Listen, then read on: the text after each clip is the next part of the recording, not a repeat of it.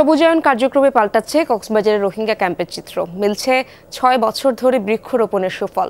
Camp নির্মাণের জন্য যে পাহাড় এবং বনভূমি উজাড় হয়েছিল, কিছুটা হলেও পূরণ হচ্ছে সে ঘাটতি। সবুজ প্রকৃতি আর শীতল তাপমাত্রায় অনেকটা স্বস্তিতে রোহিঙ্গারা।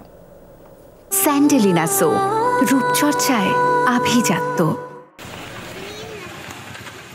মিয়ানমার থেকে পালিয়ে আসা রোহিঙ্গা জনগোষ্ঠীর বড় অংশের বসবাস কক্সবাজারের টেকনাফ ও উখিয়ার আশ্রয় ক্যাম্পে। এসব নির্মাণের জন্য বনভূমি ও পাহাড় উজাড় হওয়ায় ওখানকার তাপমাত্রা স্বাভাবিকের চেয়ে বেশি। পাহাড় পুনরুদ্ধার সম্ভব না হলেও ৬ বছর ধরে সবুজায়ন কার্যক্রমে পাল্টেছে ক্যাম্পের পরিবেশ। সারাক্ষণ লাগাইয়ের ক্যাম্পের মধ্যে এখন গাছ গোছালা উঠতে এখন ঠান্ডা হয়ে লাগানোর কারণে এখন বাতাতে বাজে মানুষ আরামের সাথে ঘুমাই পারে। যে সময় মাঝে আর একটা ক্যাম্পত ছিলাম, এ সময় মাঝে বেশি কি গরম আসছিল, গাছ গোছালানো আসছিল ক্যাম্পত মাঝে। সিআইসির মাধ্যমে কিছু ভলান্টিয়ার দিয়ে রুইয়ে আর কিছু মানুষের দিয়ে মানুষের রুইয়ে। রোহিঙ্গা ক্যাম্পে বসত বাড়ি ছাড়া খালি স্থানে বৃক্ষরোপণের মাধ্যমে পূর্ণ বনায়ন ও সবুজায়নের সুফল পাচ্ছেন বসবাসরতরা। RRRCর নেতৃত্বে এই কার্যক্রমে সম্পৃক্ত দেশি বিদেশি কয়েকটি উন্নয়ন সংস্থা।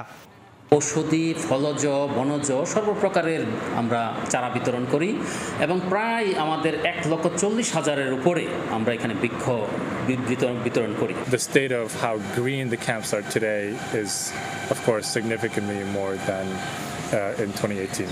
চেষ্টা করছি যে অন্তত এই পাহাড়ে রোহিঙ্গা ক্যাম্পগুলোতে যেন সবুজের একটা এনভায়রনমেন্ট তৈরি হয়। ইফশা তিফলাসির রিকমেন্ড অনুযায়ী ওখানে বনায়নের কার্যক্রম শুরু করে 2022 সাল থেকে। 2018 সাল থেকে বৃক্ষরোপণ কার্যক্রম শুরুর পর বনায়ন প্রকল্পের সহযোগিতায় প্রতি বছর গড়ে 3 থেকে 4 লাখ গাছ লাগানো হচ্ছে ক্যাম্পে। আমাদেরকে টেকনিক্যালি সাপোর্ট করেন FAO এবং WFPU প্রজেক্ট নিয়ে, এবং এনজিওদের মধ্যে ব্র্যাক, কারিতাস এই এনজিওগুলো বড় ভূমিকা পালন করে, এবং আমরা ফরেস্ট ডিপার্টমেন্টকেও একসাথে নিই, তাদেরও পরামর্শ গ্রহণ করি। উখিয়া ও টেকনাফে 11টি স্থানে পাহাড় ও বন কেটে ৪,৮৫১ একর বনভূমিতে রোহিঙ্গাদের জন্য নির্মিত হয়েছে প্রায় ১,৬৫,০০০ আশ্রয় ক্যাম্প এবং বিভিন্ন অবকাঠামো। এর মধ্যে প্রায় ৩,১৫৬ একর সংরক্ষিত বনভূমি।